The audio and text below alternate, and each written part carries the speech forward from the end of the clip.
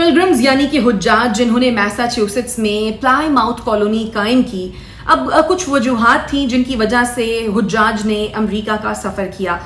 इन वजूहात के बारे में हम बाद में जिक्र करेंगे, लेकिन पहले आप ये सोच रहे होंगे कि हुज्जाज तो उन लोगों को कहा जाता है जो कि हज करते हैं। तो जनाब, हुज्जाज उन लोगों को कहा जाता है बुनियादी तौर पर जो कि ट्रैवल करते हैं। और जिन हुज्जाज की मैं बात कर रही हूँ, ये दर हकीकत इंग्लैंड के मुकीम थे और इन्होंने एक नई जिंदगी और एक नई दुनिया बसाने के लिए अमेरिका की जानिब हिजरत की। अस्सलाम वालेकुम, मैं हूं शाइस्ता यूसुफ और आप देख रहे हैं मेरा यूट्यूब चैनल। जो लोग हमारे चैनल पर नए हैं वो प्लीज इस चैनल को कर दीजिए सब्सक्राइब और इस वीडियो को लाइक और शेयर करना ना भूलिए। तो हम बात कर रहे हैं कुछ वजूहात की जिनकी वजह से पिलग्रिम्स ने यानी कि हुज्जाज ने अमेरिका का सफर किया, क्योंकि वो अपने मजहब पर आज़ादी से अमल पैरा होना चाहते थे, अपने मजहब पर आज़ादी से अमल करने के लिए जगह तलाश कर रहे थे। वो स्पिरिचुअली मटेरियली अपने आप को स्ट्रॉन्ग बनाना चाहते थे, वो आबाद होने के लिए, एक नई जिंदगी शुरू करने के लिए एक नई जगह की तलाश में थे। और इसके लिए उन्होंने एक जहाज का सफर किया जो कि इंग्लैंड से अमेरिका जाता था और इस जहाज का नाम था मैफ्लावर। हुज्जाज ने यानी कि पिलग्रिम्स ने दूसरे आबादकारों के साथ सफर किया जो अमेरिका में नई जिंदगी की तलाश में थे। उन्होंने उन गाइड्स का इंतखाब किया जो कि रास्तों से और इलाकों से वाकिफ थे। उन्होंने पैदल सफर किया, उन्होंने किश्ती के जरिए सफर किया और बहुत सारे चैलेंजेस का सामना किया। बिलाखिर 1621 में हुज्जाज यानी कि पिलग्रिम्स अमेरिका पहुंचने में कामयाब हुए और यहाँ पर उनका इस्तकबाल किया वेम्पनॉग ने।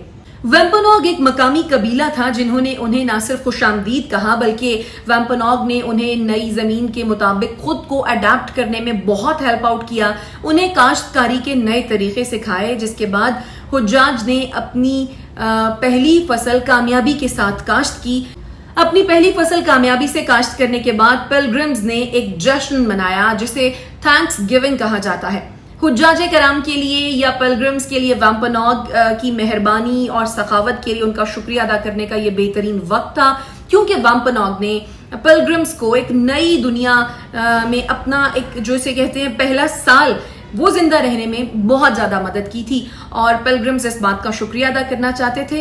तो थैंक्स गिविंग की सूरत में उन्होंने वेम्पनॉग का शुक्रिया अदा किया और ये जश्न जो कि 3 दिन तक जारी रहा, जिसमें जंगली परिंदे, हिरन का गोश्त और नित नए किस्म के खानों से एक दूसरे की तवाज़ु की गई।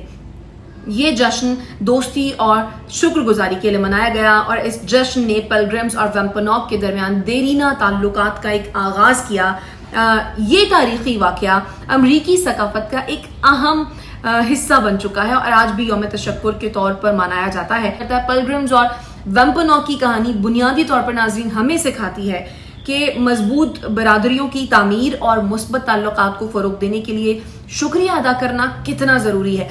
दूसरों से इज़हार तशक्कुर के लिए हम अपने रिश्तों को मजबूत करने के लिए एक दूसरे को शुक्रिया कहना सीख सकते हैं। इससे हम एक सपोर्टिव और एक हमदर्द मुआशरा क्रिएट कर सकते हैं। देखिए, जो शुक्रगुजारी है वो एक ऐसा ताकतवर हथियार है जो लोगों को इकट्ठा रख सकता है, एक पॉजिटिव दुनिया क्रिएट कर सकता है। हमें अपनी डेली लाइफ में ग्रैटिट्यूड और शुक्रगुजारी को फरोग देना चाहिए और उस मिसाल की यकीनी तौर पर पैरवी करनी चाहिए जो कई साल पहले पिलग्रिम्स और वेम्पनॉग ने कायम की।